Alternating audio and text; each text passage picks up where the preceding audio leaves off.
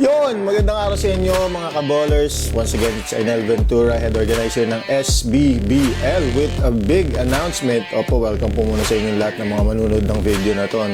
So yun, we are announcing a new season na gaganapin natin, and the tentative date or tentative tip-off date would be mid-February. So yan po yung goal natin, sisimulan natin ng maaga para di tayo abutan ng tagulan. Anyways, 2 buwan lang naman itong magiging bagong season natin, Pero bago tayo magpatuloy, again, kilala tayo sa SBBL, that's SB Ballers League. At alam niyo naman ang ibig sabihin yan, San Bartolome Ballers League, So magre-rebrand po tayo, papalitan na po natin yung pangalan ng ating paliga. But of course, it's still gonna be the same team at same organizer. So, i-rebrand lang po natin para medyo mas may dating ng konti yung ating branding, So, ito na po yung bagong magiging pangalan ng ating liga. Ayan po. Ayan na. So, yan. Peak Basketball Tournament na po ang ipapangalan natin sa ating paliga, Again, this is the same team na SBBL, but this time around, we are gonna be rebranding just to basically have a fresh start. Tapos, yun nga, meron tayong mga bagong pakulo na ilalagay sa ating liga. Magiging exciting tong liga nito, I promise you. So, i-discuss natin yung few details ng liga natin, So, the goal is to have 8 teams, 8 to 10 teams maximum.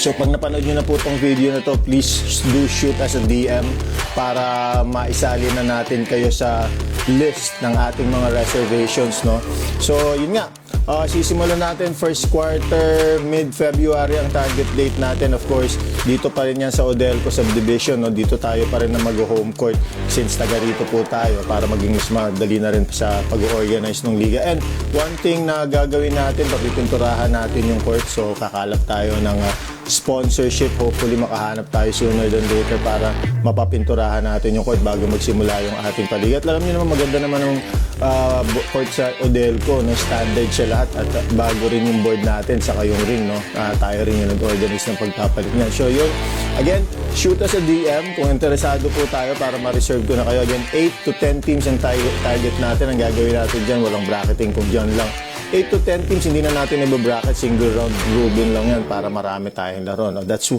gonna be one assurance na gagawin natin. Okay, so ang tanong, bakit tayo sasali sa Peak Basketball Tournament? Ano bang pinagkaiba natin sa ibang liga? Marami po. Alam niyo naman tayo, yung SBBL, Although 3 years lang tayong nagpaliga or 3 seasons lang tayong nagpaliga, nakita niyo naman kung gaano ka-organisado ang SBBL. Ang ngayon, known as Peak Basketball Tournament. So, alam niyo naman na by the book tayo. Pag meron tayong mga rules, wala tayong sinisino, ina-apply natin yan kahit kanino. Kung may kailangan i-suspend, kung may kailangan tanggalin, ginagawa natin yan. So that's one, unbiased tayo magpaliga, wala tayong pinapaboran. Second, full stat tracking. Alam niyo naman lahat ng stat natin, well-tracked yan. Meron tayong binabayarang application na pagkamahal-mahal para lang matrack lahat ng ating stat. And actually, we're trying to incorporate yung stat tracking ng FIBA. We'll try to check if we'd be able to do that kasi mas accurate siya, Inaral natin ng konti. Yan kasi yung ginagamit ngayon ng mga ibang paliga sa mga developmental league. So, titignan natin, So, we'll also have an option to print the stats kung gustong hingin ng coach. So, that's the second reason.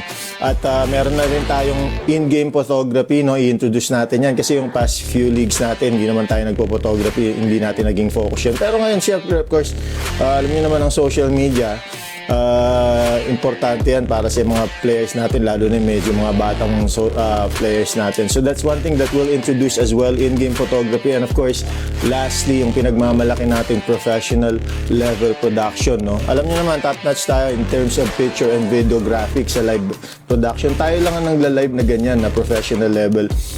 Itagaan nyo sa bato, ipusta nyo bahay at lupa nyo, wala pong magmamatch sa SBBL, now known as Peak Basketball, pagdating sa presentation sa live streaming, So, nag-improve pa kami. I promise you, dahil these last few months or even years, ang naging focus natin or naging sideline natin is yung production, yung live production natin. In fact, nagko-cover tayo ng mga liga, ng ibang liga, at nag-improve tayo, marami tayong in-introduce na bagong pakulo at bagong features na i-apply natin dito sa bagong season natin. Ito talaga magiging exciting to para kayong nanonood ng professional basketball league. Although ganito lang yung level ng liga natin. And again, this is going to be a first. Tayo lang po ang ganito. Okay, so makikita nyo sa graphics natin, starters pa lang, meron na tayong graphics. Tapos halftime stats, magkakaroon din tayo niyan. So walang ibang gumagawa ng halftime stats na yan. We'll also have of course yung regular natin na pre and post game interviews, yung bago maglaro, i-interview tayong coach or key players. Tapos after ng laro, interview natin ng coach. Or even at halftime, pwede tayong mag-interview ng coach. Tatanong natin yung quick assessments nila sa half. Tapos yun nga, meron din tayong top plays of the week. That's something that we will be introducing. Wala po sa iba niyan. At wala rin sa atin yan noon. And this is something that I have applied dun sa mga developmental league na hinawakan ko previously. At alam niyo naman po, extensive na experience natin in terms of handling yung mga paliga. Meron kaming liga, yung Jumpstart Basketball League. Kapartner ko dyan si Boss Sir Emerson. Siya yung financial backer ng paliga na yun. Magandang developmental league, although medyo naging busy na to si kaibigan natin si Sir Emerson.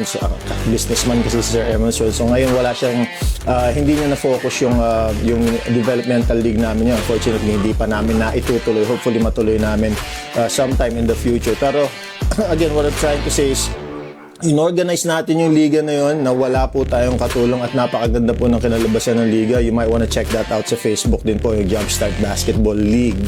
Naging successful yun from start to finish. At yung team ko po ang nag-handle niyan. Makikita nyo po kung gaano ka-organize. Doon po makikita nyo yung sample ng ating production, kung paano kami magtrabaho sa production. So, kung gusto nyo magkaroon ng idea ng mangyayari sa liga natin, punta po kayo doon. Plus, and then some, kasi nga marami tayong i-insert na bagong gimmick natin. So that's one, top plays of the week, idadagdag natin yan. Lastly, magkakaroon pa rin tayo ng weekly review. Kung natatandaan nyo nun sa SBBL, meron tayong weekly review. Nire-review natin yung mga larong nangyari, kung sino yung nag-perform ng maganda, kung sino yung mga key players, at kung ano yung mga quick assessments kung bakit nanalo or bakit natalo yung isang team. So that, lahat po yan, again, yung mga improvements natin, i-apply po natin sa upcoming season. Again, Peak Basketball Tournament. Technically, this should be the 4th season kung SBBL pa rin tayo, pero we'll call it our first season for Peak Basketball Tournament. Again, that is going to happen first quarter of next year, tentatively mid-February. So ayusin po muna natin yung mga teams, and then ayusin natin yung court, papipinturahan natin, and then we'll tip off hopefully mid-February para maaga-agbo tayo, hindi tayo abutan ng tag-ulan. So yun lang po. Again, pag napanood yung video na to at interesado po kayo, shoot as a DM. Personal account ko, Arnel Ventura. Kung hindi nyo po mahanap itong same site or same Facebook page kung saan natin i-upload tong video, mag-message lang po kayo. Mabilis po akong sumagot so long as I'm available. Okay? So yun lang po. Again, this is an official invitation. If you're interested, shoot us a DM. Thank you.